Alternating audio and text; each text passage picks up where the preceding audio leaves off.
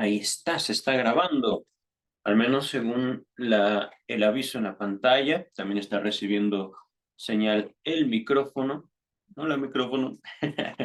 Pero vamos a continuar con nuestro estudio, perdón, nuestro estudio, nuestra lectura de la obra del doctor Sigmund Freud. Eh, Estamos en el volumen número 13, en un texto llamado El interés por el psicoanálisis. He tenido la necesidad de dividir el video en dos, digamos, el texto en dos, perdón, para poder dedicarme a un estudio más detallado. Ajá.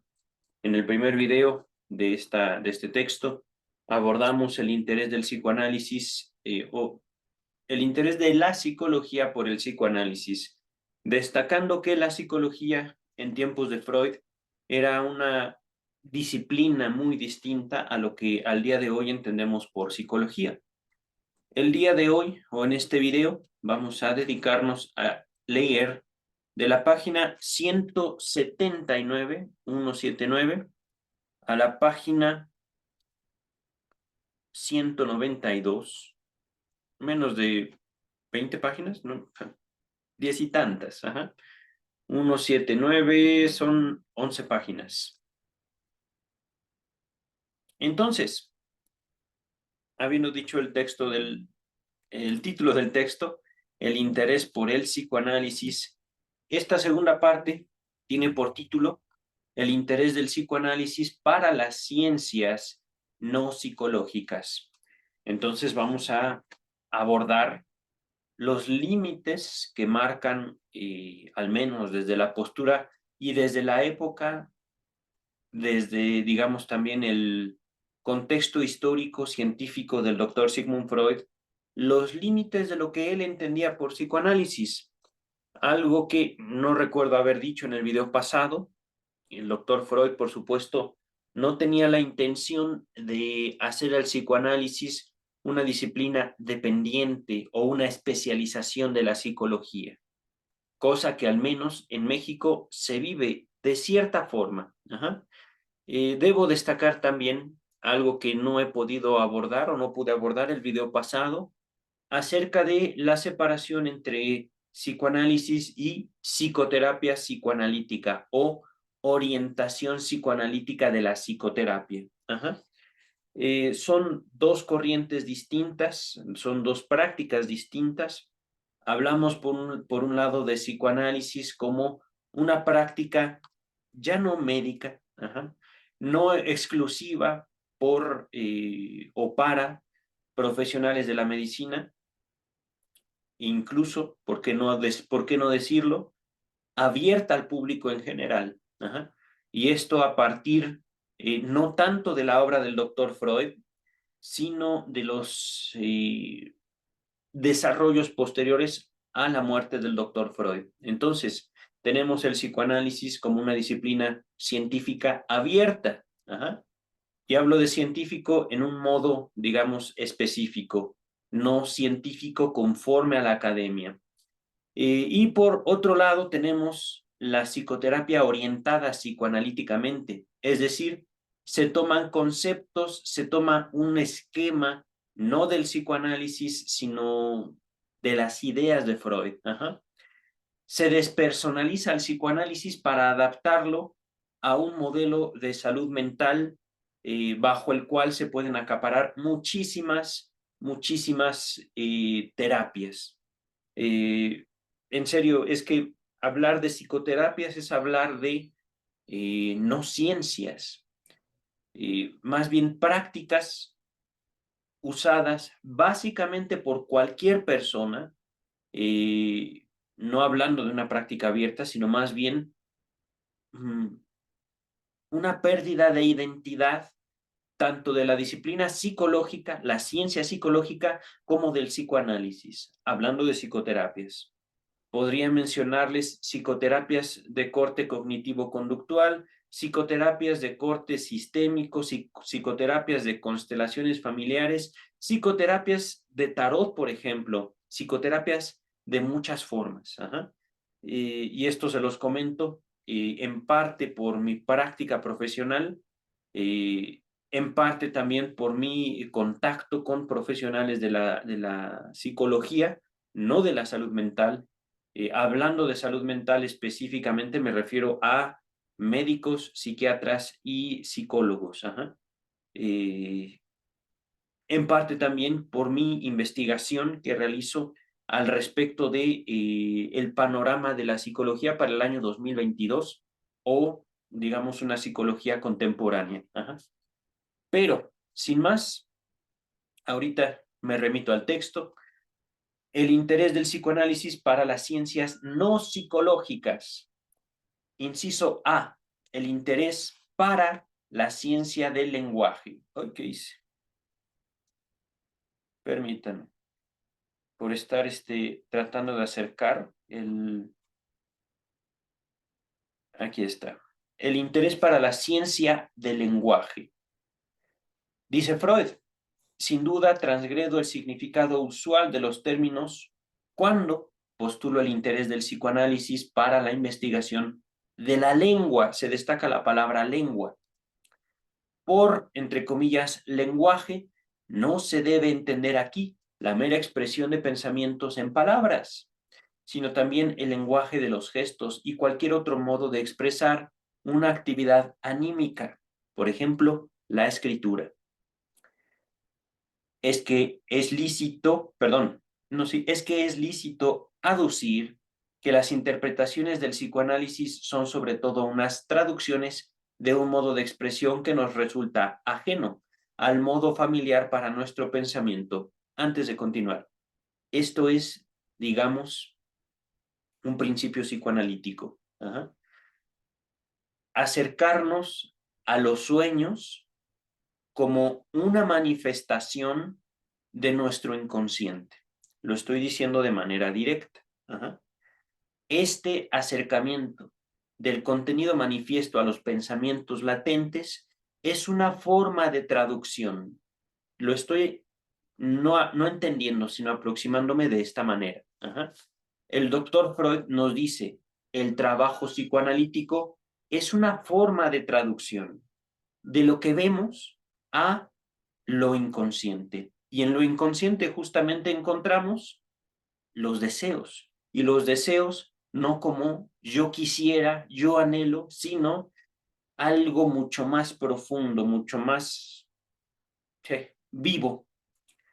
Hablando de lo inconsciente en relación al deseo, tenemos que concebir la posibilidad de un deseo innombrable, de un deseo inacible, de un deseo palpitante, de un deseo que nos trastorna. Ajá. Y nos trastorna en el sentido que nosotros hemos logrado una cierta estructura, un cierto orden para nosotros mismos y, por ejemplo, tenemos una pesadilla. ¡Pum! Y la pesadilla, abordarla no como un pobrecito de mí, no como un pobrecita de la gente que yo vi, sino de modo específico a partir, digamos, de la hipótesis fundacional del psicoanálisis, el sueño como la manifestación, como un cumplimiento de deseo, la pesadilla incluso como el cumplimiento de un deseo que amenaza la estructura que nosotros mismos hemos creado y que podemos denominar el yo. Ajá. Ahorita regreso al texto. Entonces, es que es lícito aducir que las interpretaciones del psicoanálisis son sobre todo unas traducciones de un modo de expresión que nos resulta ajeno al modo familiar de nuestro pensamiento, justamente. Un modo de expresión que nos resulta ajeno. Les pongo el ejemplo de las pesadillas. Les pongo el ejemplo, incluso sin irnos tan lejanos, a una manifestación tan a veces pavorosa como un sueño de angustia, un sueño simplemente, un sueño extraño, un sueño que no nos da miedo, pero que sí nos provoca extrañeza.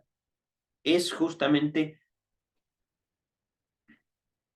una manifestación de un trabajo anímico. Ahorita no voy a andar mucho, les dejo en la descripción de este video el trabajo que ya hicimos de la interpretación de los sueños. Ahorita regreso al texto. Cuando interpretamos un sueño, bueno, me adelanté, disculpen, no hacemos más que traducir un cierto contenido de pensamiento. Los pensamientos oníricos latentes del, entre comillas, lenguaje del sueño a nuestra vida de vigilia. Es decir, eso que soñamos, lo soñamos por algo. Y algo, debo decirlo, no un trauma infantil como una gran tragedia que nosotros como adultos podríamos concebir. Ajá. Las grandes tragedias infantiles no tenemos ni idea realmente como adultos el dolor que puede provocar lo que nosotros consideramos una nimiedad, algo insignificante. Ajá. Los grandes traumas que concebimos como adultos no tienen ninguna comparación con los grandes traumas infantiles, como por ejemplo tener un hermano, tener una hermana, y no lo digo solo por mis hermanitos, sino por las grandes desilusiones de la vida infantil. Regresamos al texto. De esa manera, se toma conocimiento de las peculiaridades de ese lenguaje del sueño y si se recibe la impresión de que pertenece a un sistema expresivo arcaico en grado sumo. Perdón, repito, de esa manera se toma conocimiento de las peculiaridades de ese lenguaje del sueño y se recibe la impresión de que pertenece a un sistema expresivo arcaico en grado sumo. Aquí, con arcaico, no nos vayamos, como en Tótem y Tabú, a los pueblos primitivos. Vámonos justamente a la estructuración de nuestra propia psique. Y ciertamente, haciendo memoria de mi querido maestro en la Facultad de Psicología, Héctor Lara Tapia, el psicoanálisis no es una psicología de ven y cuéntame tu vida. Esos grandes traumas se verán reflejados no en recuerdos, no en elaboraciones conscientes, sino en pequeños gestos, sino en el trato del analizante con el analista, en la vida amorosa justamente del analizante. Regresamos al texto. Por ejemplo, la negación. Aquí viene entre paréntesis, parece inglés, negation, negación. Ajá. Estoy latinizando esa palabra. Repito, por ejemplo, la negación nunca se designa en especial en el lenguaje del sueño. En su contenido, los opuestos se subrogan, es decir, se sustituyen uno al otro y son figurados mediante un mismo elemento. O, como también se puede decir, en el lenguaje del sueño, los conceptos son todavía ambivalentes. Ahorita hablamos de eso. Reúnen dentro de sí significados contrapuestos, tal como supone el lingüista que ocurriría en el caso de las raíces más antiguas de las lenguas históricas. Nota a pie de página número 1. Véase sobre el sentido antitético de las palabras primitivas. Véase también Abel y mi reseña a su trabajo. Abel, como Caín y Abel, me parece que fue un antropólogo o un lingüista. Y no recuerdo yo que tal vez yo estoy equivocado en este dato. Abel también se menciona en el chiste y su relación con lo inconsciente, me parece. Pero lo que sí recuerdo es que justamente en ese libro que les comento, que ya también estudiamos, el chiste y su relación con lo inconsciente, hay un capítulo específicamente dedicado al lenguaje. Es un capítulo brillante del doctor Freud. Regresamos al texto para hablar de ambivalencia. Voy a retomar desde un poquito más atrás, hablando de esta interpretación de el contenido manifiesto o los sueños, como lo recordamos, con los pensamientos latentes, ¿vale? Y por supuesto, lo que buscamos traducir son no los sueños, sino los pensamientos. Ajá. Al momento de aproximarnos a los pensamientos latentes, es como podemos llegar a reconstruir esa elaboración de nuestro sueño. y por supuesto acercarnos a una relación mucho más íntima con nuestras propias necesidades afectivas. Ahorita regreso al texto. La negación nunca se designa en especial en el lenguaje del sueño. Es decir, el sueño, y fue algo muy importante para la interpretación de los sueños, no reconoce la negación. Si bien, digámoslo así, en nuestro pensamiento de vigilia podemos entender el sí y el no, el sueño no lo comprende. Ajá. Si bien, como adultos, voy a ponerlo con otras palabras, podemos entender la contradicción, es decir, yo voy para allá y tú vas para allá, no podemos ir al mismo tiempo porque vamos en direcciones opuestas, no podemos coincidir. Eso en el pensamiento infantil, que es la base del pensamiento o de los procesos inconscientes, no existe. Dicho en otras palabras, la negación como un no, eso no, para la mente infantil no existe. Y por supuesto, cuando digo mente infantil, no me refiero a los niños, sino la constitución psíquica básica de la humanidad. Es decir,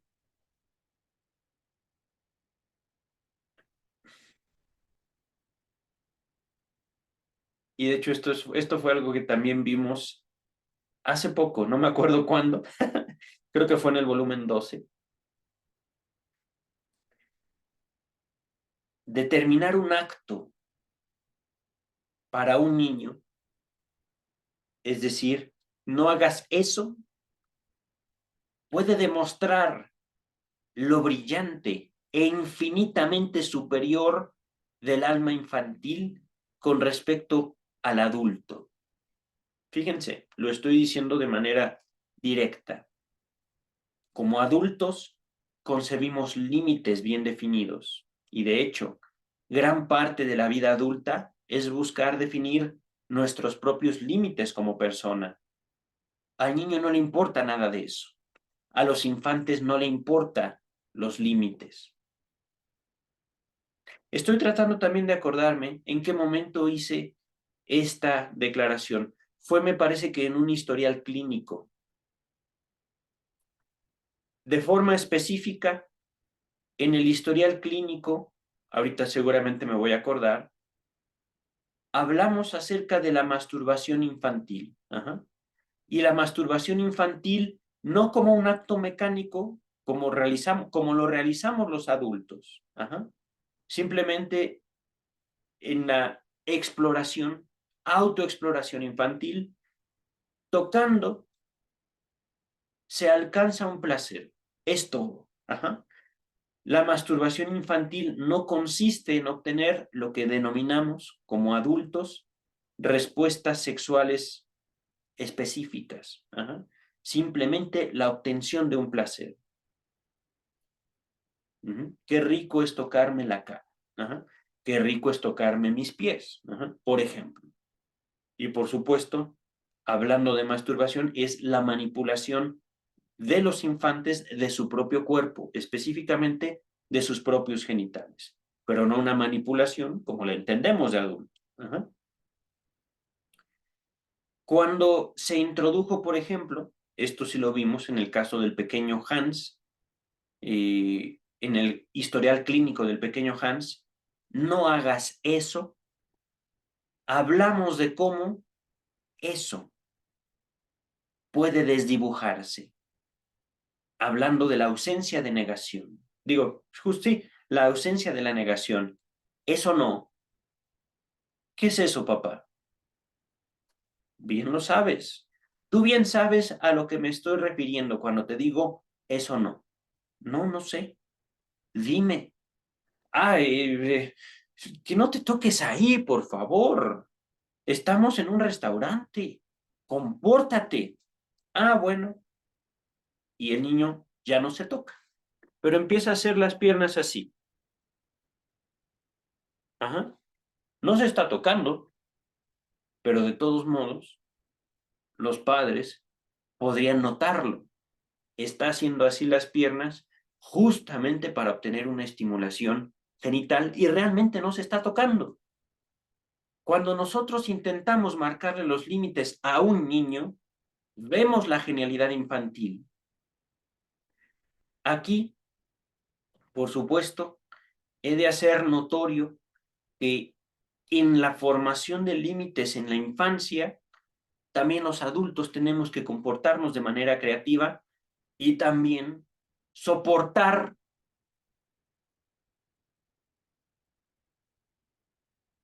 el encono infantil, el rencor, a veces el odio de los niños. ¿Por qué? Los estamos cuidando. No es grato poner límites y justamente en el dolor de constituir los límites como persona y podernos relacionar socialmente de una manera más, más satisfactoria. Hay un dolor que no se supera. Hay en esta negación de uno mismo la construcción justamente de un resto, de un remanente que ocultamos a nuestros propios ojos adultos.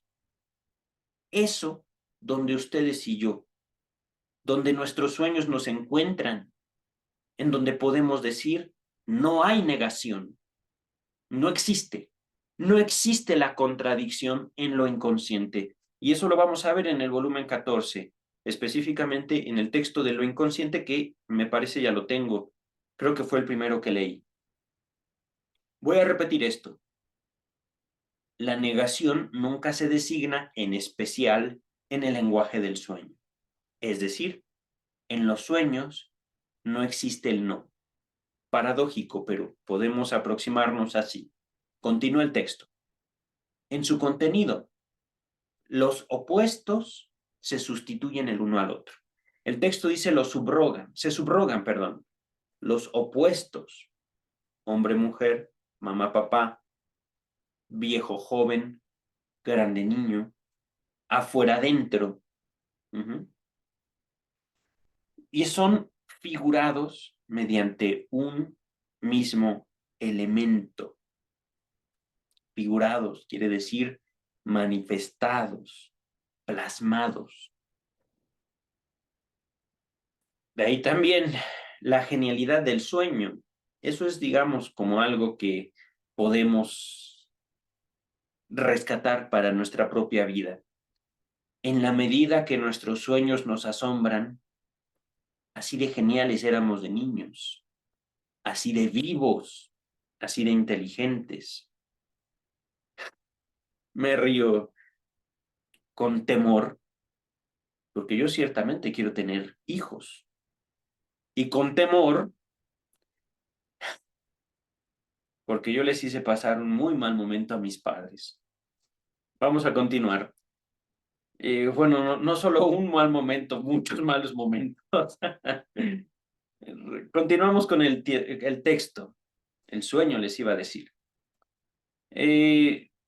O, como también se puede decir, en el lenguaje del sueño, los conceptos son todavía ambivalentes. Ahí nos detenemos. Los conceptos. Ajá. Todavía tienen dos valores, como en la infancia. Una vez más, contrastando la vida infantil con la vida adulta, conforme nos vamos formando, adquirimos un criterio. ¿Ah? Ambivalente quiere decir, como adultos podemos distinguir dos polos opuestos. Sí, no. Bueno, malo. Calor, frío, etc. ¿Ah? Hay mucho de esto en la construcción del conocimiento, pero ahorita regreso al texto. Ambivalentes quiere decir que estos dos polos opuestos, sí y no, no se han separado. El ejemplo más claro lo vimos en Tótem y Tabú. Amordio, recordando con amor y con un poquito de frustración, un poquito por decir una cosa, a mi analista, la doctora Silvia Heiser Guerrero. Amordio. Y esto lo vemos claramente en las relaciones afectivas adultas. Se habla de toxicidad al día de hoy. ¿Por qué queremos a alguien tóxico, queridos y queridas? ¿Por qué podemos decirnos es que soy bien tóxico? Es hasta cierto punto una forma positiva de reconocernos, una forma de reconocer nuestros errores, de reconocer que podemos doler, que el amor duele. Es en la conducta amorosa donde esta ambivalencia de afectos típicamente de los infantes, típicamente de los niños, se hace más notoria en la vida adulta. Continúa el texto. Repito esto. O como también se puede decir, en el lenguaje del sueño, los conceptos son todavía ambivalentes. Reúnen dentro de sí significados contrapuestos, tal como supone el lingüista que ocurría en el caso de las raíces más antiguas de las lenguas históricas. Este texto sobre el sentido antitético se los voy a dejar, también ya lo leímos, lo estudiamos muy rico, por cierto. Otro carácter llamativo, continúa el texto, de nuestro lenguaje del sueño es el frecuentísimo empleo de los símbolos, en que cierta medida permiten traducir el contenido del sueño independientemente de las asociaciones individuales del soñante. La investigación todavía no, ap no aprendió con claridad la naturaleza de estos símbolos. Se trata de sustituciones y comparaciones basadas en similitudes en parte evidentes. Empero, en otra parte de estos símbolos hemos perdido la noticia consciente del conjeturable tertium comparationis, maldita sea otra vez. Permítanme, la brillantez del doctor Freud a veces lo vuelve bastante estúpido.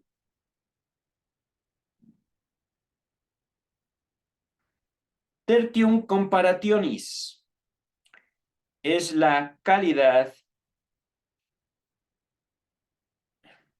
voy a ponerlo así, estoy viendo Wikipedia, es la, entre comillas, todo esto lo que sigue entre comillas, calidad que tienen en común dos cosas que se comparan. Ok, es el punto de comparación que llevó al autor de la comparación en cuestión a comparar a alguien o algo con alguien u otra cosa en primer lugar. A ver. Regresamos al texto de Freud. Calidad de comparación. Calidad que tienen en común dos cosas. Ok, calidad que tienen en común dos cosas. Vamos a regresar. La investigación todavía no aprendió con claridad la naturaleza de esos símbolos, de estos símbolos, perdón. Se trata de sustituciones y comparaciones basadas en similitudes en parte evidentes. Empero, en otra parte de estos símbolos hemos perdido la noticia consciente del conjeturable elemento que permite comparar. Punto. Tertium comparationis. Es que, miren, es cierto. Puedo parecer como, ¿cómo decirlo? Es que impaciente yo. Puedo serlo. Yo me doy permiso de eso. Después de todo, he sido también demasiado paciente en otros puntos de mi vida. El punto es el siguiente. El doctor Freud tenía una gran expectativa hacia su obra, el psicoanálisis. El doctor Freud tuvo ciertamente ¿cómo decirlo? La mala fortuna de ser un mortal, la mala fortuna de morir y la mala fortuna de no encontrar un heredero a su trabajo, no cederle, digámoslo así, su ciencia, su disciplina a alguien por un momento. Sabemos por la historia que él quería dejar a Jung como su heredero y Jung resulta un traidor, resulta un ladrón, resulta que quiere eliminar a Freud y quiere eliminar de su elaboración del psicoanálisis primero la sexualidad, específicamente la sexualidad infantil. ¿Por qué justamente Jung queriendo hacer terapia, queriendo sustituir la religión, queriendo eliminar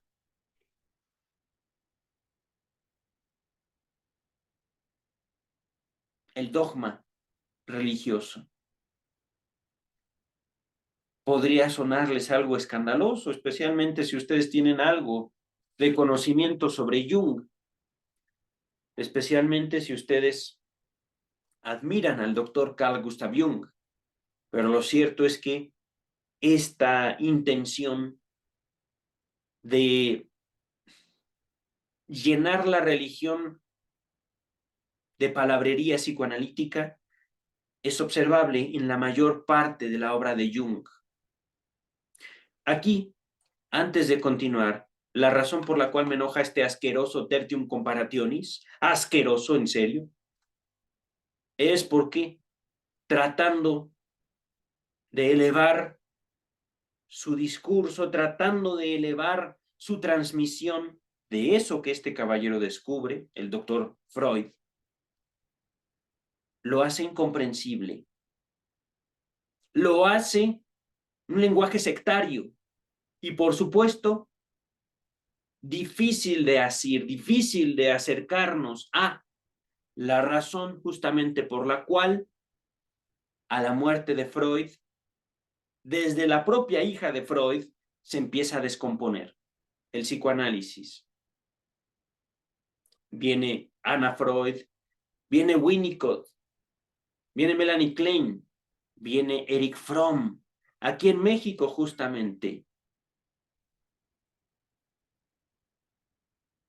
En México, Eric Fromm, me parece, no lo tengo bien identificado. Lo que sí sé de manera concreta, con Eric Fromm,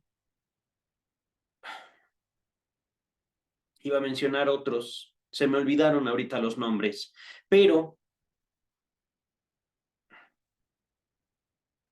iba a decir la diáspora judía, tiene que ver.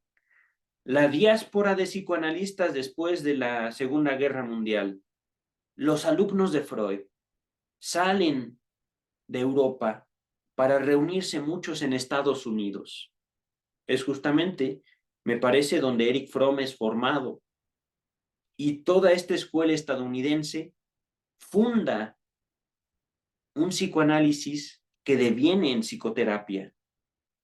A partir de esta asociación que provino directamente de Freud y que tras la muerte de Freud adquirió una identidad propia, nacieron muchísimas psicoterapias, muchísimas. Es decir, esto que estamos viendo, Tertium Comparationis, pudo haber sido explicado, pudo haber sido plasmado de una forma mucho más directa. ¿Por qué la necesidad de un Tertium Comparationis? ¿Por qué la necesidad de incluir griego en los textos psicoanalíticos? Que eso lo puse en evidencia en Tótem y Tabú. ¿Por qué? ¿Por qué tenemos algo precioso y lo tenemos que ocultar y ocultar y ocultar y ocultar y ocultar y ocultar y ocultar hasta hacerlo completamente indescifrable? Mi molestia en este momento es justamente por la tristeza de lo que le ocurrió a la obra de Freud después de su muerte, pero ahí está. ¿Evidencia de qué?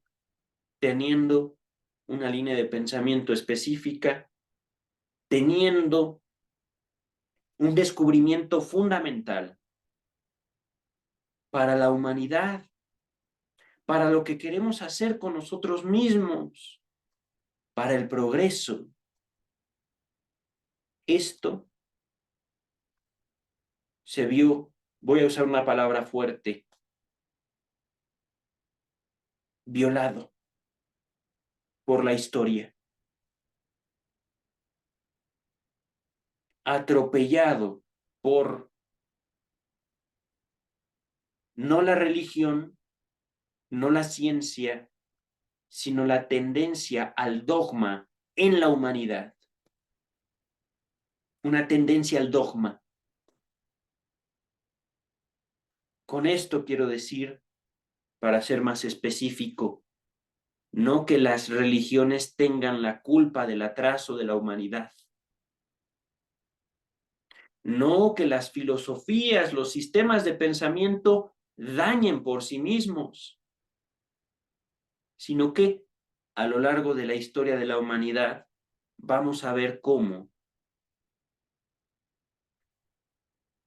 individuos en contextos históricos específicos tuvieron la necesidad de acudir a la ciencia, a la filosofía, a la religión, a los sistemas de pensamiento en general, para adquirir una identidad específica que les permitiera agredir a sus semejantes. Aquí pienso en Hitler, aquí pienso en la Inquisición, pienso, por supuesto, en las psicoterapias.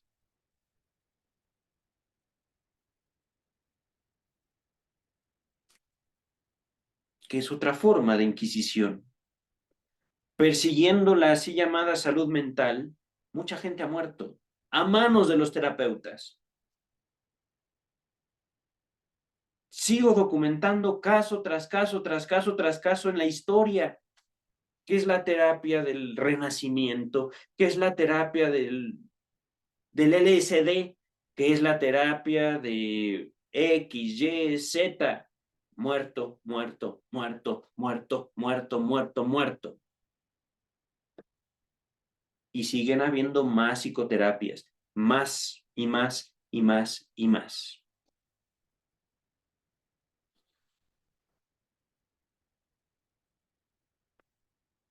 Buscamos hacer un bien a la humanidad sin escuchar a la humanidad. Eso es lo que yo puedo aportarles de mi contacto con el psicoanálisis. Buscamos salvar a la humanidad de sí misma. Y por ello, la psicología peligra, el psicoanálisis no tanto, pero la humanidad tiene mucho que aprender de su propia historia. Continúa el texto. ¿Acaso estos últimos? Repito, la investigación todavía no aprendió con claridad la naturaleza de estos símbolos. Hablábamos de el contenido del simbolismo o los símbolos en los sueños. Ajá. Se trata de sustituciones y comparaciones basadas en similitudes, en parte evidente, en parte no, punto. ¿Acaso estos últimos, las semejanzas que no son evidentes, justamente provengan de las fases más antiguas del desarrollo del lenguaje y la formación de conceptos? En el sueño son sobre todo los órganos y desempeños sexuales los que experimentan una figuración simbólica en lugar de una directa. Es decir, y es obvio, es natural. Primero, ustedes y yo construimos símbolos a partir de lo que vemos. Chiquitos, bebés, ustedes y yo, no podíamos mover las manos. No podíamos. ¿Por qué? Porque nuestro cerebro estaba desarrollándose, pero empezamos a ver, empezamos a oler, a oír, ya con eso. Ajá.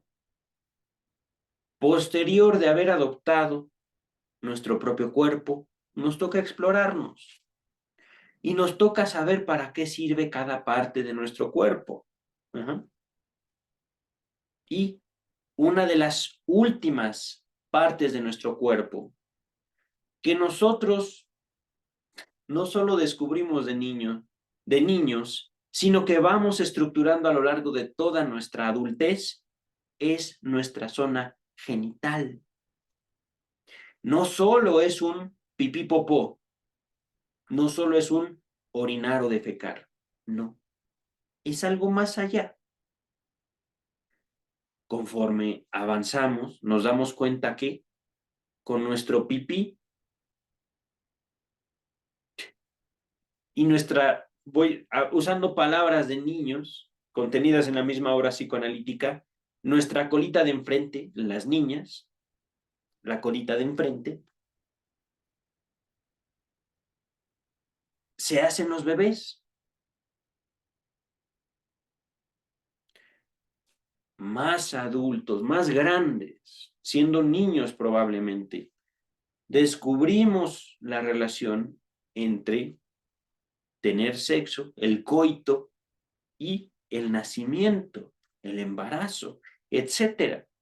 Hablando de traumas infantiles, esta parte de nuestro cuerpo, nuestros genitales, resulta ser de las últimas en la cual nosotros, incluso de adultos, vamos cargando de significados, vamos cargando de funciones. Regresamos al texto. Un lingüista, Hans Sperber, de Uppsala, ha intentado demostrar hace poco, en 1912, que palabras que en su origen significaban actividades sexuales han llegado a un cambio de significado extraordinariamente rico sobre la base de tal comparación. ¿Ok? Si reparamos en que los medios figurativos del sueño son principalmente imágenes visuales y no palabras, nos parecerá mucho más adecuado comparar al sueño con un sistema de escritura que con una lengua. De hecho, la interpretación de un sueño es en un todo análoga al desciframiento de una escritura figural antigua, como los jeroglíficos egipcios. Ajá. Estuvo un poquito difícil la forma en que lo dijo Freud, pero se entiende. Interpretamos sueños de la misma manera o de una manera muy parecida a cómo se interpretan los jeroglíficos egipcios. Ajá. Aquí como allí, hay elementos que no están destinados a la interpretación o consecuentemente a la lectura, sino solo a asegurar como unos determinativos, es decir, fundacionales, elementos fundacionales, que otros elementos se entiendan, es decir, para poder comprender ciertas partes de un sueño, hay que remitirnos al mismo sueño y darle a todo un contexto. Esto, de hecho, sí lo vimos en la interpretación de los sueños. Continuamos, ¿vale? Hablando de la comparación, de la lectura de los jeroglíficos. Continúa el texto. La multivocidad de diversos elementos del sueño halla su correspondiente en aquellos antiguos sistemas de escritura. Lo mismo que la omisión de diversas relaciones que tanto en uno como en otro caso tienen que complementarse a partir del contexto. Si este modo de concebir la figuración onírica no ha hallado todavía un mayor desarrollo, es debido a la comprensible circunstancia de que el psicoanalista no posee aquellos puntos de vista y conocimientos con los cuales el lingüista abordaría un tema como el del sueño. El lenguaje del sueño, podría decirse, es el modo de expresión de la actividad anímica inconsciente. Ahí está. Pero lo inconsciente habla más de un dialecto. ¡Oh, sí! Eso sí es verdad. Bajo las alternadas condiciones psicológicas que caracterizan a las fórmulas, perdón, bajo las alteradas condiciones psicológicas que caracterizan a las formas singulares de neurosis y que las separan entre sí. Qué avanzado y qué bello. Resultan también unas modificaciones constantes de la expresión para mociones anímicas inconscientes. Voy a tratar de traducir esto en palabras más sencillas. Hablamos del sueño también, conforme a la tradición científica, el contexto histórico de Freud.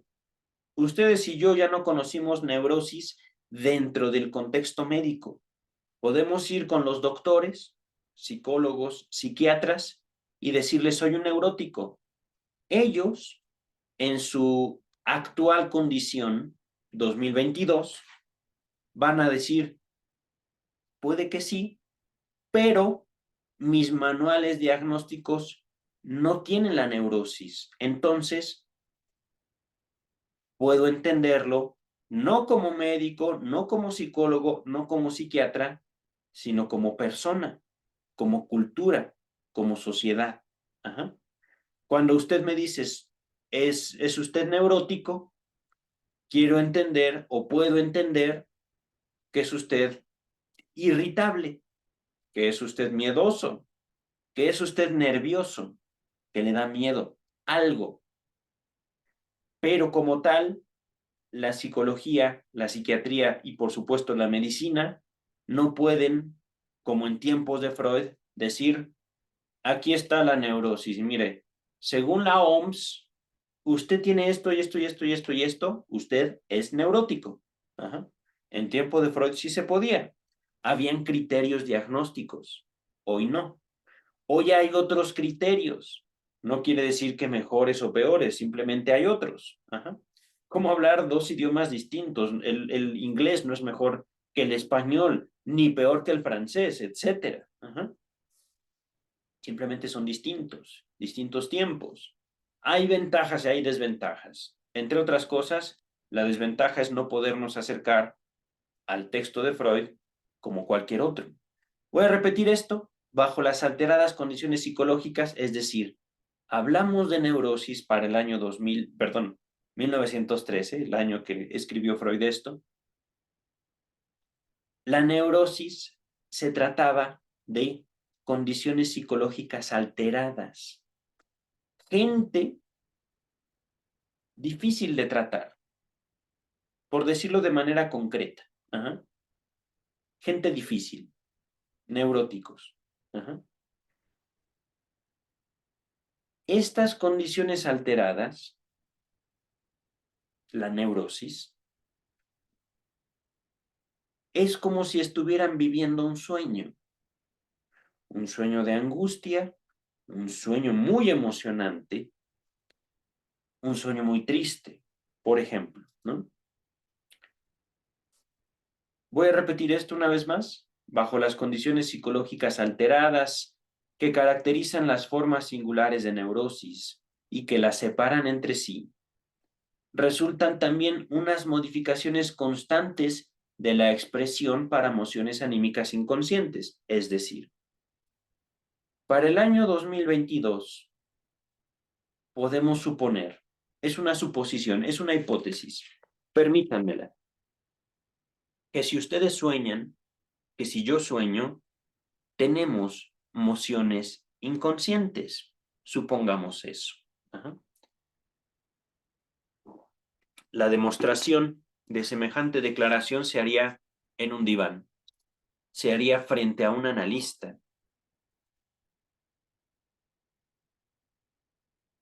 porque justamente la experiencia del diván es descubrir un deseo inconsciente en uno. No que el psicoanalista, tú deseas esto, pum, ya, me debes 1,000 pesos. No, es llevar de la mano al que sufre para depositarle su sufrimiento en las manos justamente.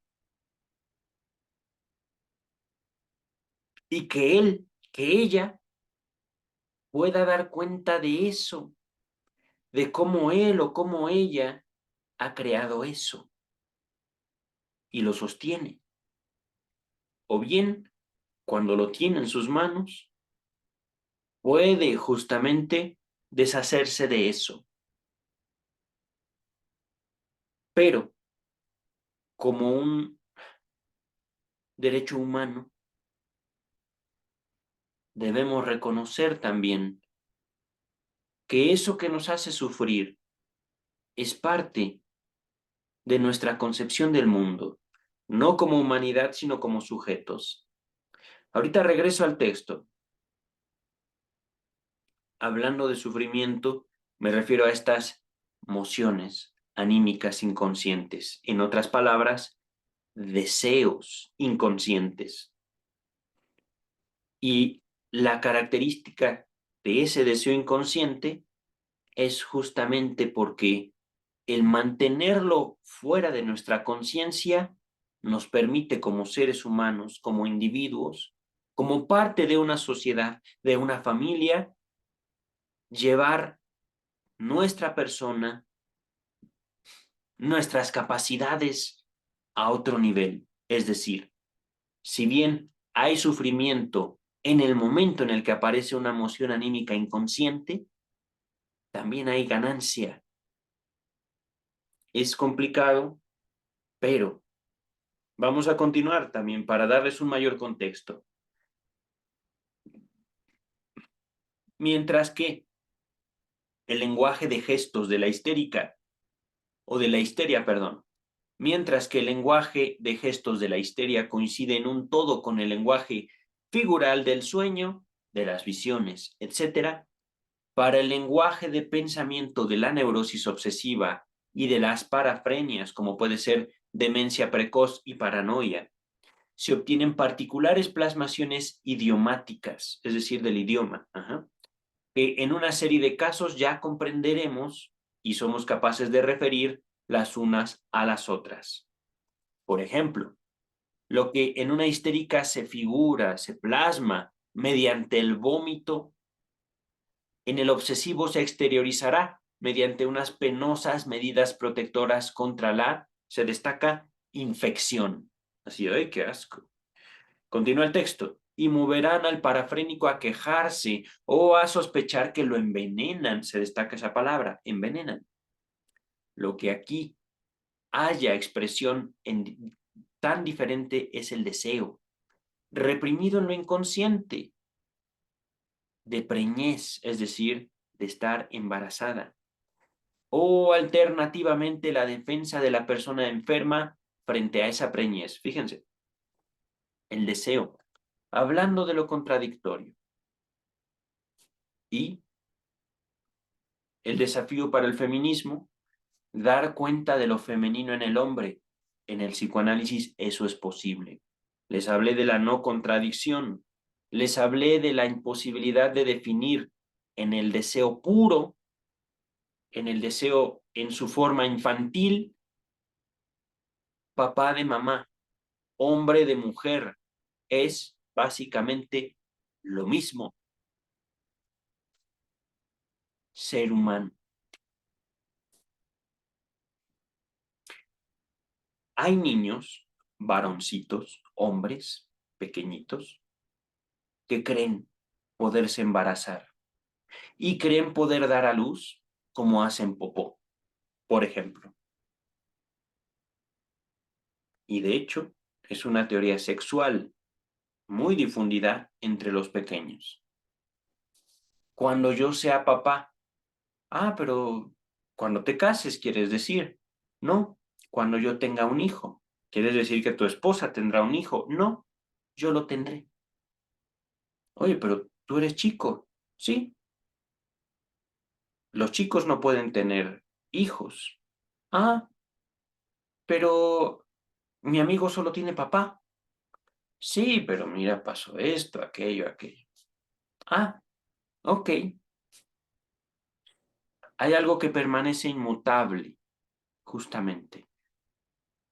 Incapaz de verse afectado por una lógica, por un razonamiento, por muy correcto que sea ese razonamiento. Eso inmutable es lo inconsciente.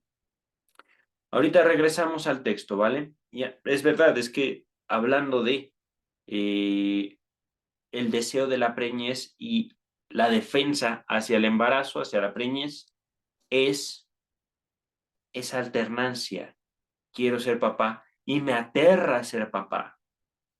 Y al mismo tiempo, un solo deseo, una sola, ¿cómo decirlo? Posición al respecto de algo. Ahorita se habló de preñez. A veces es cuestión de simplemente tacto, tocar. Tocar, no tocar. Ajá. Ahí finaliza el inciso A, el interés de las ¿qué? Ciencias del lenguaje. Inciso B, el interés filosófico. Vamos a entrarle. En la medida en que la filosofía se edifica sobre una psicología, repito, en la medida en que la filosofía se edifica sobre una psicología, no podrá dejar de tomar en cuenta y de la manera más generosa los aportes que el psicoanálisis ha hecho a esta última, ni de reaccionar frente a este nuevo enriquecimiento de nuestro saber en forma parecida a lo que ya ha hecho a raíz de todos los progresos significativos de las ciencias especiales. ¿Qué?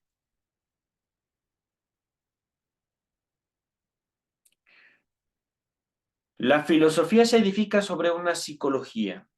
Académicamente podríamos decir que es al revés, es decir, no puede haber psicología si no hay filosofía, doctor Freud. Sin embargo, lo que entiendo, ahí sí es una interpretación mía de este texto, es no podemos dejar de considerar a la filosofía como una cosmovisión. Y aquí me aproximo a la palabra psicología de forma más extensa, ajá, no de forma literal. Cuando el psicoanálisis emerge dentro del contexto histórico en particular, la escuela de Wilhelm Wundt apenas empezaba. Ajá. Ya era reconocido, pero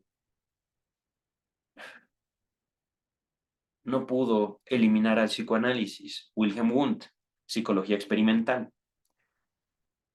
Después del psicoanálisis viene la teoría cognitivo-conductual, el conductismo clásico, radical, etcétera.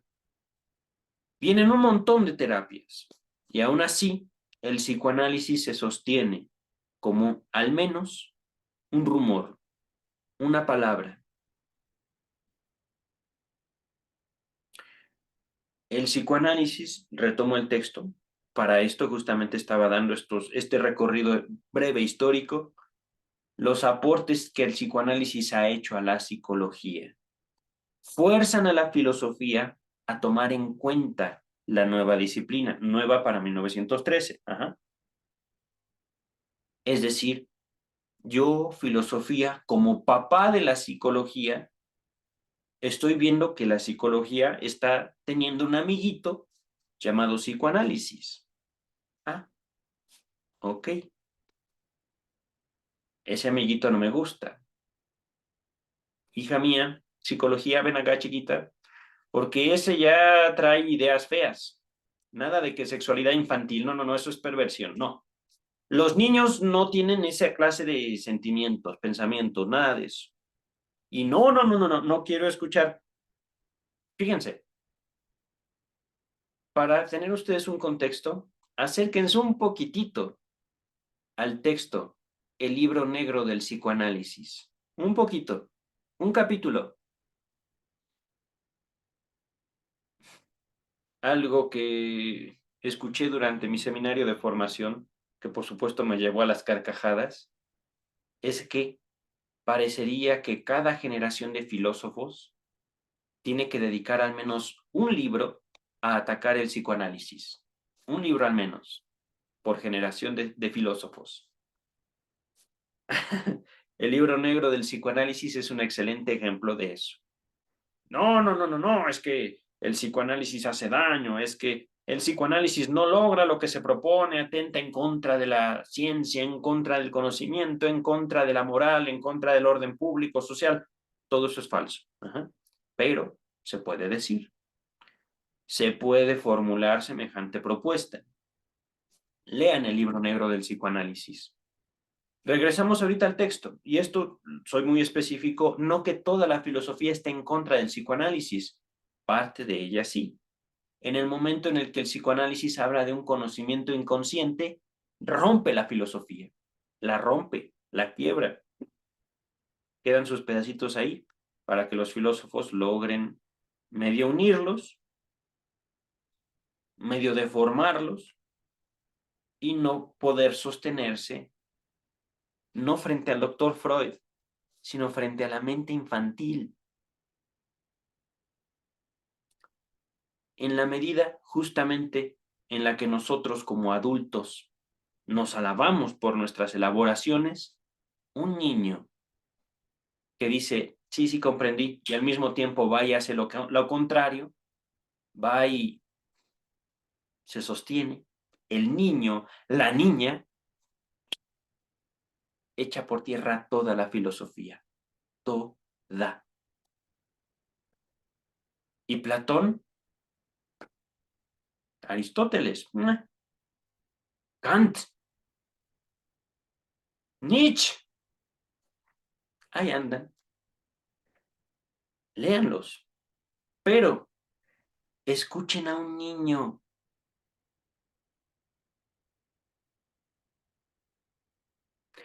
vean jugar a una niña, escúchenlos. Esos pequeños, en la medida que ustedes puedan captar su genialidad, pueden enseñarles una perspectiva que ustedes mismos tuvieron en su infancia. Hay que cuidar a esos pequeños, hay que saberlos proteger de nuestras ansias de educación. Rescatar la genialidad infantil es lo brillante del psicoanálisis. No les digo, no hay que educarlos, no. Hay que enseñarlos a cuidarse. Hay que enseñarlos a hacer ciencia. Hay que enseñar a los niños a apropiarse del mundo sin morir en el intento.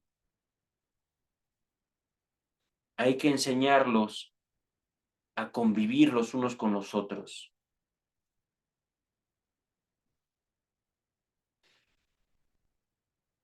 Hay que enseñarlos a rescatar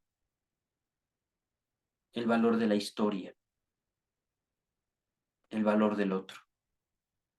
Regresamos al texto.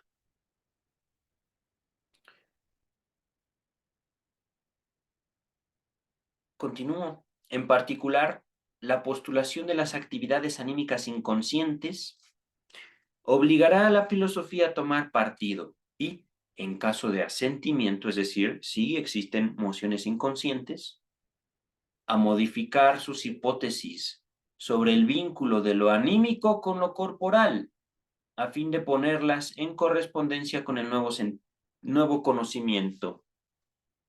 Ahí estuvo un gran choque. No puedo decirles un fracaso para Freud, es una invitación, filósofos. Contemplen a la histérica, contemplen al histérico. Eso que ustedes dicen para establecer una relación entre el cuerpo y la mente no es verdad.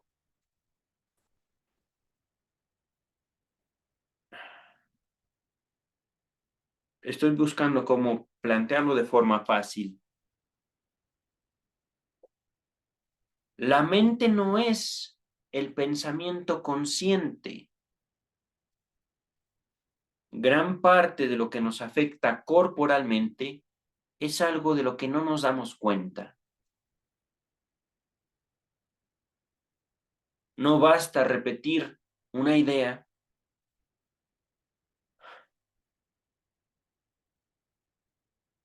para hacer que nuestro cuerpo funcione como nosotros queremos.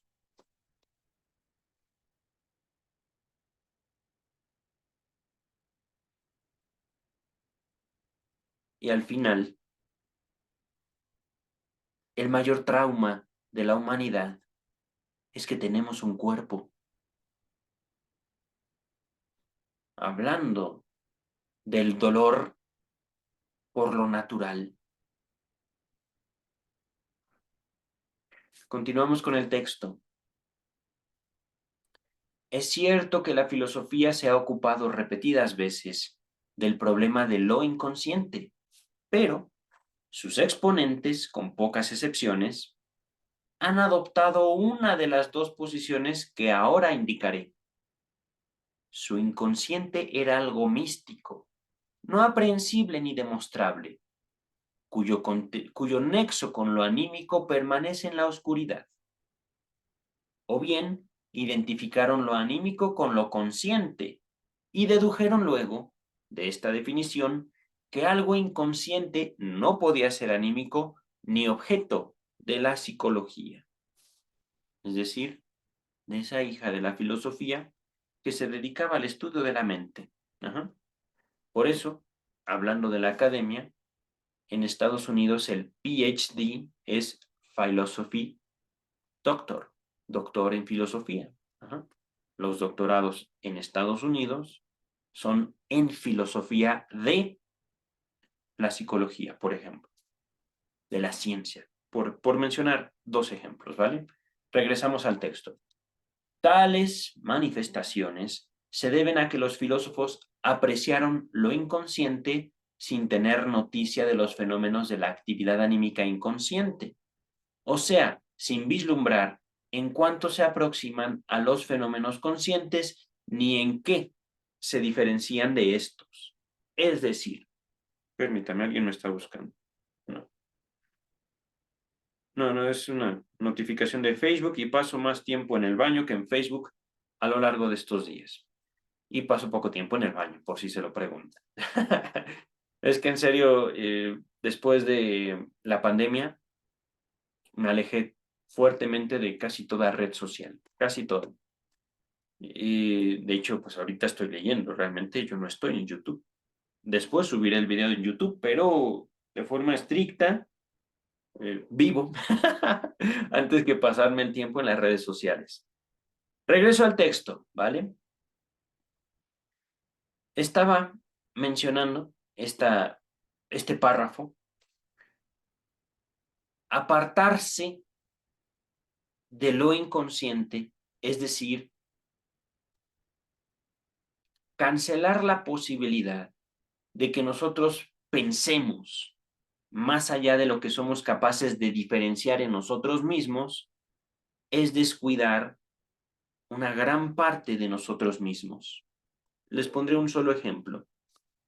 ¿Ustedes creen que pienso lo que hablo en este momento? Es una de las enseñanzas más profundas y más ricas del psicoanálisis en mi vida. En estos momentos no estoy pensando absolutamente nada. Me entrego al lenguaje, me entrego al texto. Y es algo muy similar, no solo a lo que yo viví frente a mi analista, lo que yo vivo con mis analizantes. A diferencia de la psicología, que la psicología tiene un problema predefinido, antes de que llegue un consultante, ya el psicólogo se sabe especialista, por ejemplo, en adicciones. Y yo solo recibo adictos. Punto. Ah, ok.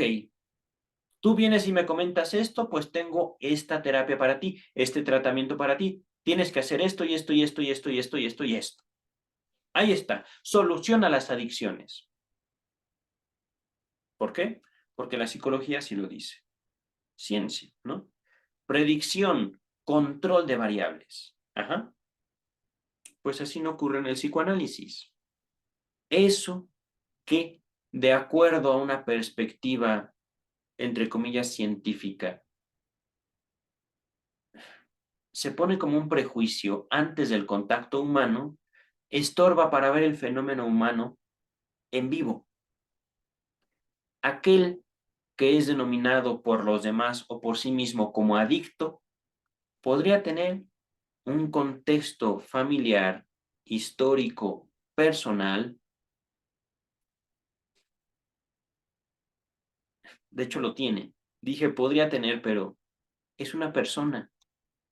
No es una estadística. No es un caso predefinido con una solución de receta predefinida. Es un ser vivo. Es una persona. Pero lo digo con conocimiento de causa. Así como los médicos especialistas en cáncer, por ejemplo, especialistas en otorrinolaringología, especialistas en la piel, ¿cómo se llaman? Dermatólogos. La psicología busca imitar a la medicina, tratando de ultraespecializarse. Adicciones, tanatología, depresión, adolescentes, terapia familiar, terapia de pareja, por mencionar las más populares. Las especialidades en psicología más populares. Ajá.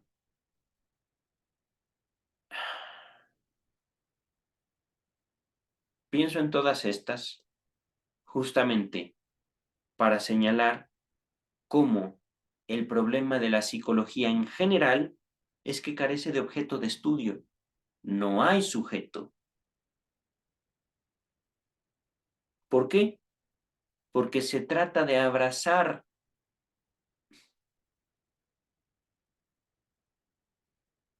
el método científico descuidando la esencia del conocimiento, el objeto de estudio.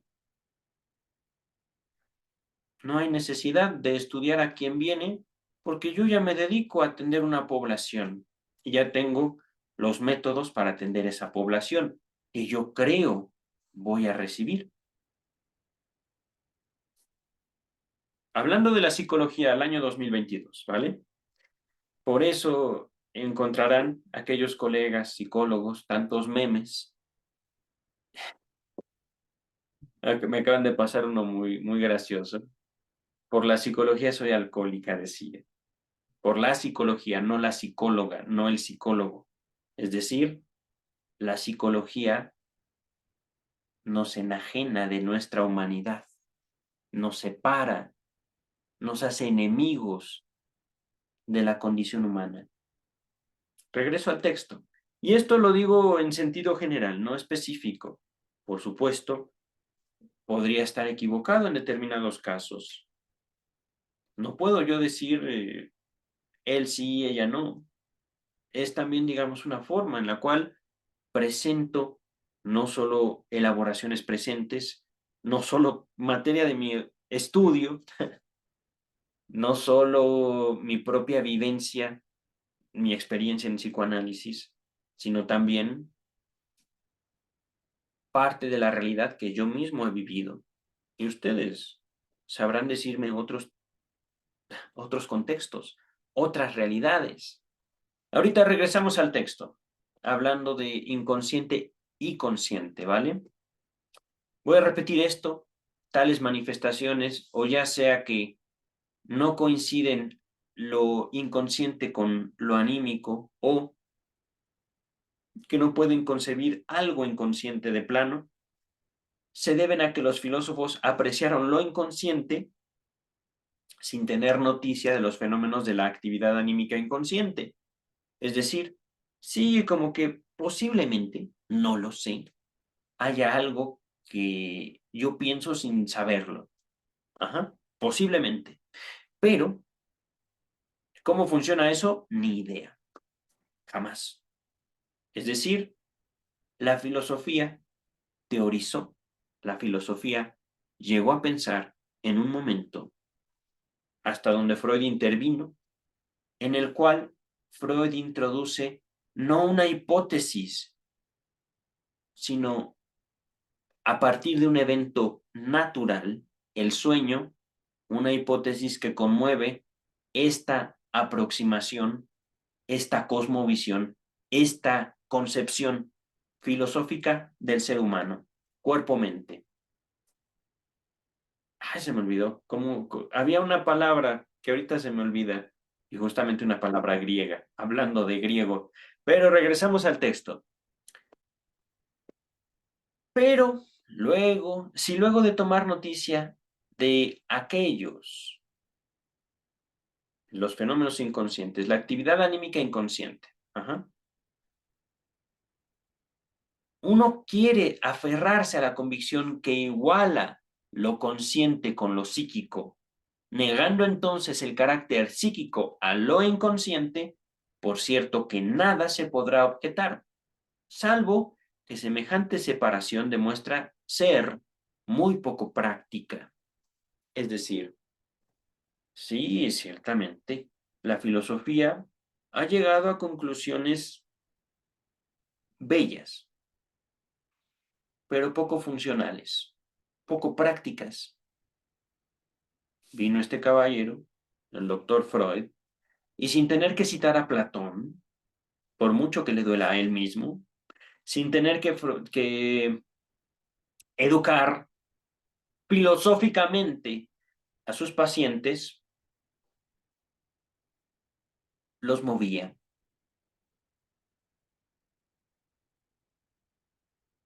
los alteraba,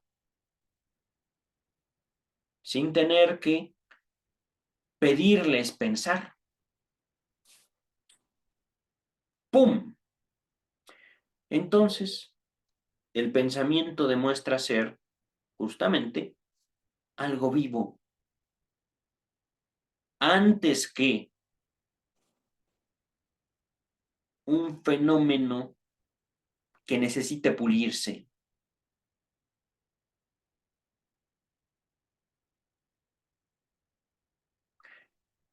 Recuerdo una vez más a Héctor Lara Tapia, profundo opositor al psicoanálisis en la Facultad de Psicología de mi generación. No se trata de educar a nuestros analizantes.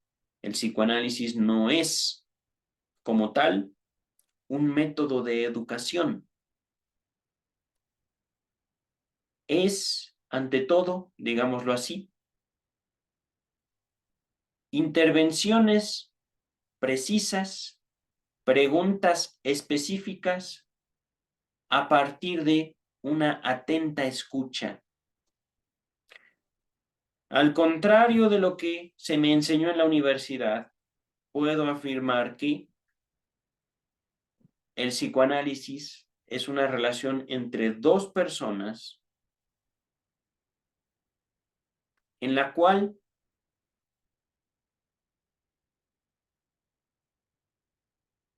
el psicoanálisis puede iniciar y concluirse en segundos. Pero para que esos segundos sean efectivos, para que esos segundos sean posibles, es necesario aproximarnos a ese individuo, a esa persona. Saber no solo lo que vivió, no solo cómo lo procesa, sino cómo nos introduce y se introduce a sí mismo en eso.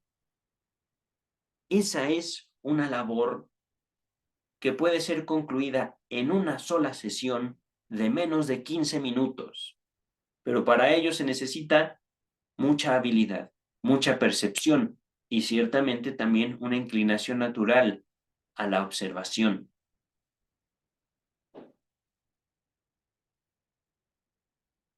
Se me dijo en la universidad, para que exista el psicoanálisis como tratamiento psicológico, tienen que pasar años, años de tratamiento, lo cual nunca es así, al menos no que yo conozca, ni siquiera yo con mi analista.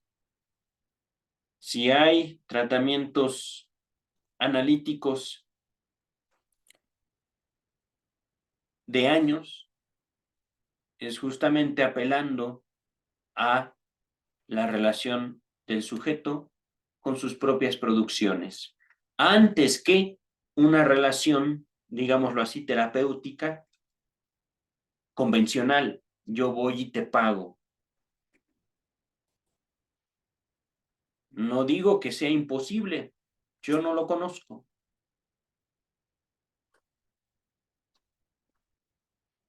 Vamos a continuar con el texto.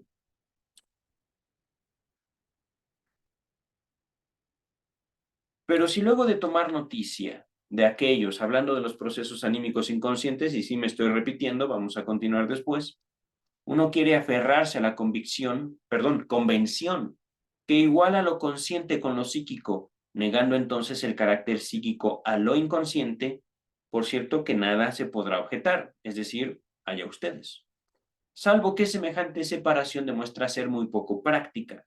En efecto, desde el lado de su nexo con lo consciente, con lo cual tiene tantas cosas en común, es fácil descubrir lo inconsciente y perseguirlo en sus desarrollos. En cambio, todavía hoy parece enteramente excluido aproximársele por el lado del proceso físico. Físico.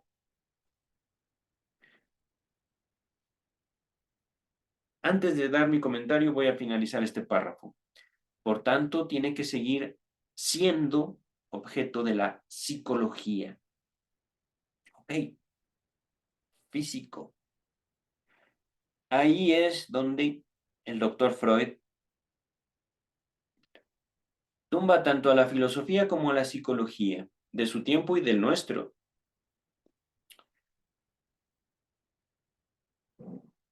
El doctor Freud se enfrentó a la histeria. No es eso decir cualquier cosa. El doctor Freud se enfrentó a un fenómeno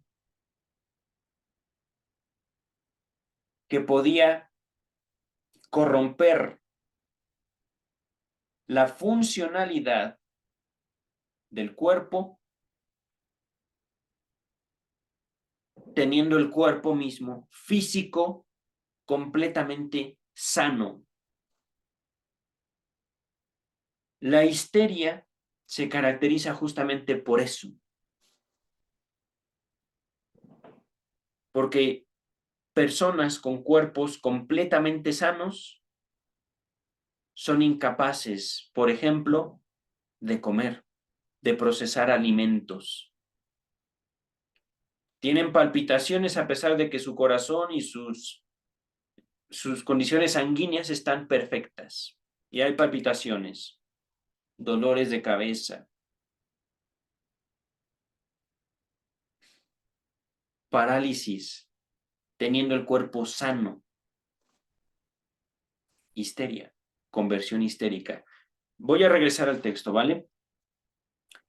Aún de otro modo puede la filosofía recibir incitación del psicoanálisis, a saber, convirtiéndose ella misma en su objeto. ¡Oye, a ver! Vamos a ver.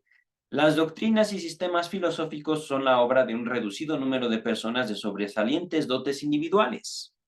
En ninguna otra ciencia la personalidad del trabajador científico alcanza ni aproximadamente un papel tan descollante como en la filosofía.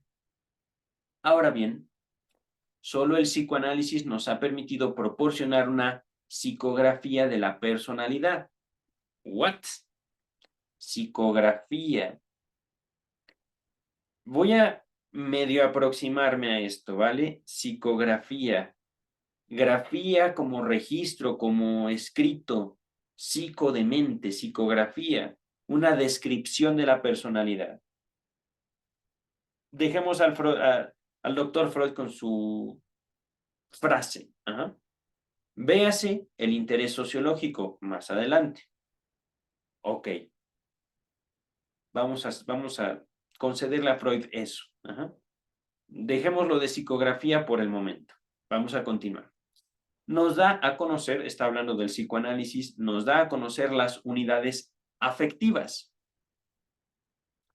los complejos dependientes de pulsiones que cabe presuponer en todo individuo. Y nos guía en el estudio de las transmutaciones y resultados finales que provienen de esas fuerzas pulsionales. A ver. Complejos dependientes de pulsiones. Se ha hablado, pienso yo, 3 ensayos de teoría sexual. Se habló muy poquito acerca de pulsiones, ¿eh? Muy poquito, en los 3 ensayos del doctor Freud. 3 ensayos de teoría sexual. Se dijo diversas organizaciones psíquicas a partir de diversas experiencias corporales. Ninguna de estas se elimina la una a la otra, sino que se superponen. Ajá. Se organizan una arriba de la otra, como pirámides. Ajá.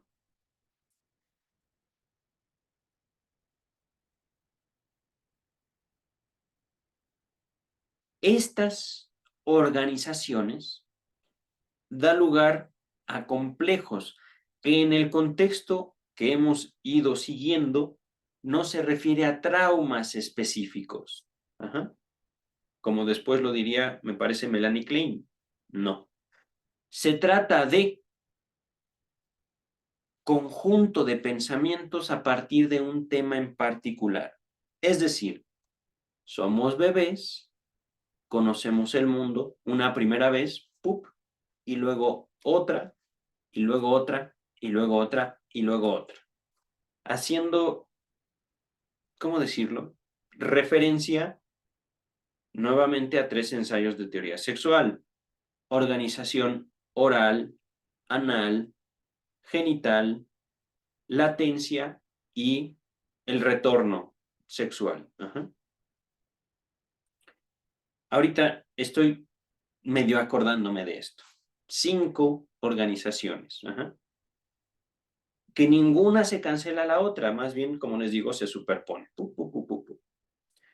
No es que se avance en el sentido de superar los traumas, superar los complejos, que hubo interpretaciones así. Lo que nuevamente el doctor Freud se vuelve a atropellar es el psicoanálisis nos da a conocer las unidades afectivas, no efectivas, afectivas, es decir, sentimos tomando como referencia nuestras propias experiencias al respecto de algo que cabe, repito, que cabe presuponer en todo individuo y nos guía en el estudio de las transmutaciones y resultados finales que provienen de esas fuerzas pulsionales. Al respecto, eso es justamente la pulsión, digamos. La liga entre yo soy y yo siento. El punto intermedio, aquí apelando mucho al texto que no he leído aquí, pero que he leído al cansancio en la vida real, pulsiones y destino de pulsión. Ajá.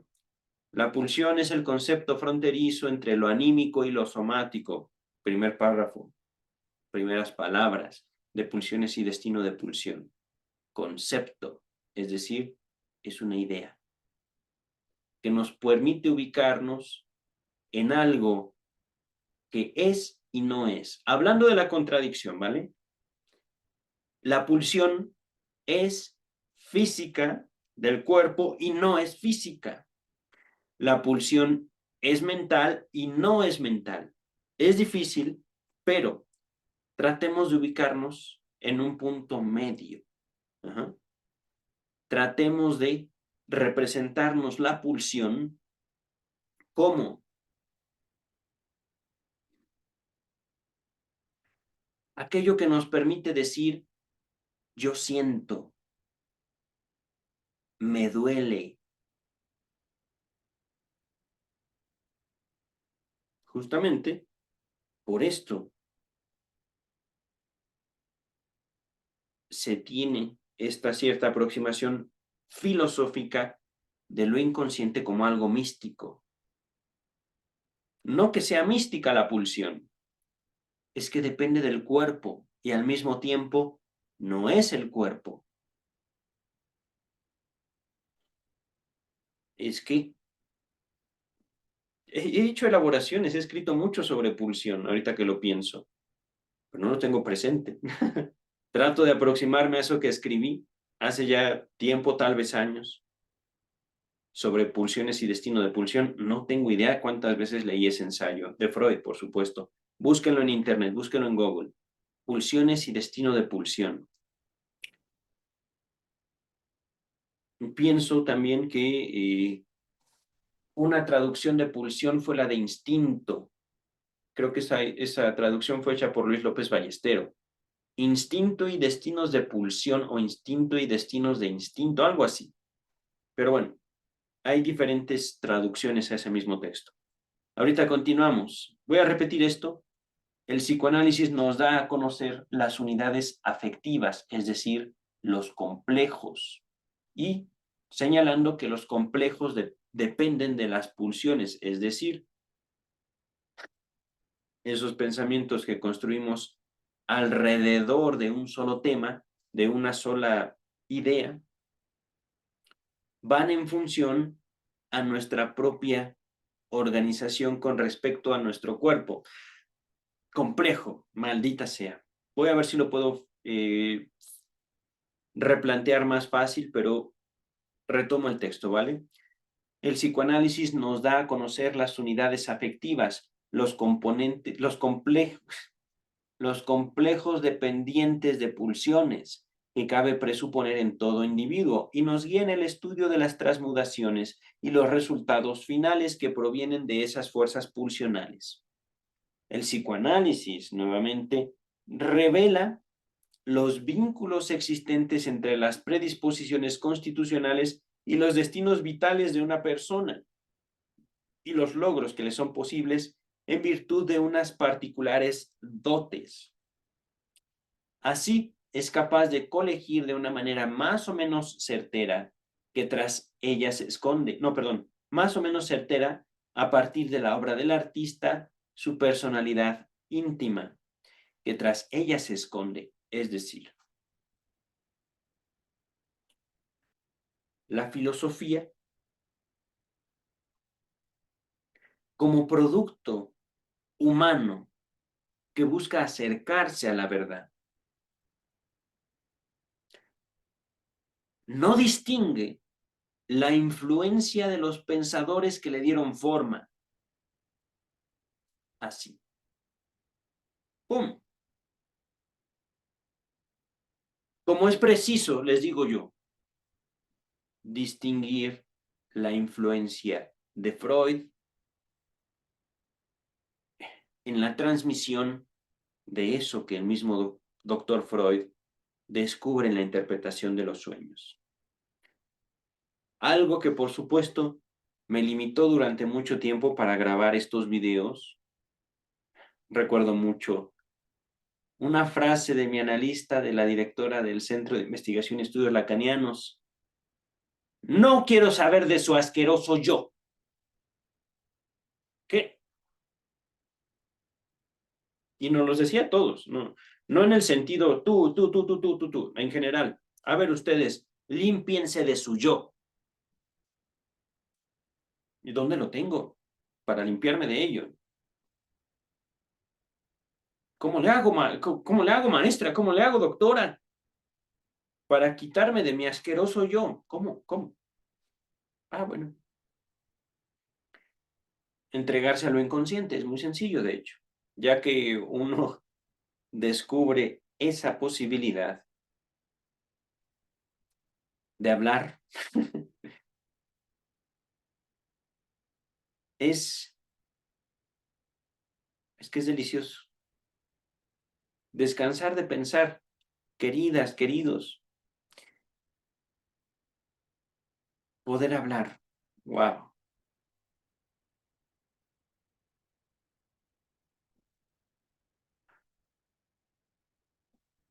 Poder considerarse uno mismo como un artista sin necesidad de hacer arte.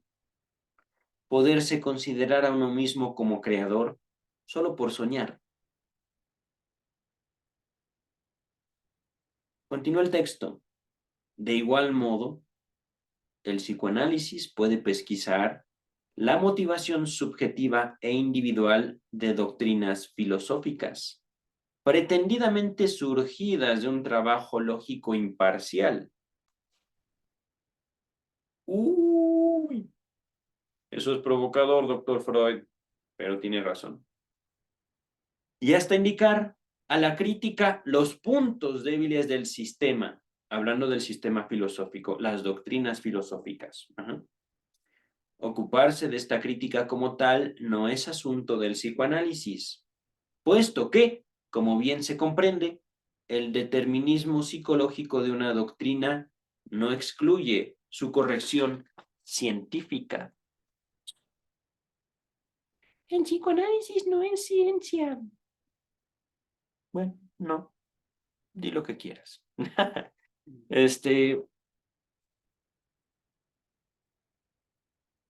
Estas frases. El determinismo psicológico de una doctrina quiere decir, como personas, de hecho ya se los anticipé en este mismo video, yo puedo presumir de una gran inteligencia. Yo puedo presumir que con esa inteligencia llegué a conclusiones filosóficas asombrosas. Te las presento. ¡Pum! Ahí están. Esas hipótesis, ese desarrollo filosófico, no excluye su corrección científica, es decir, no es infalible. Es decir,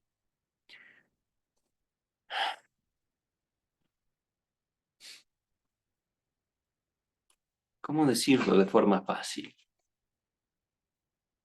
Quiero verme. Mis ojeras. La iluminación me las borra un poquito.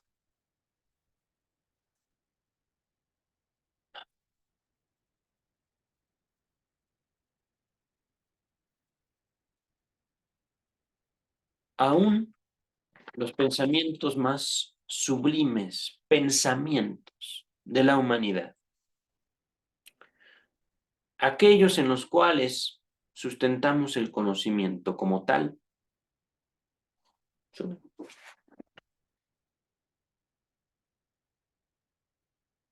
pueden ser cuestionados, pueden ser puestos a prueba, pueden las hipótesis más lógicas equivocarse al momento de acercarse a la realidad y por lo tanto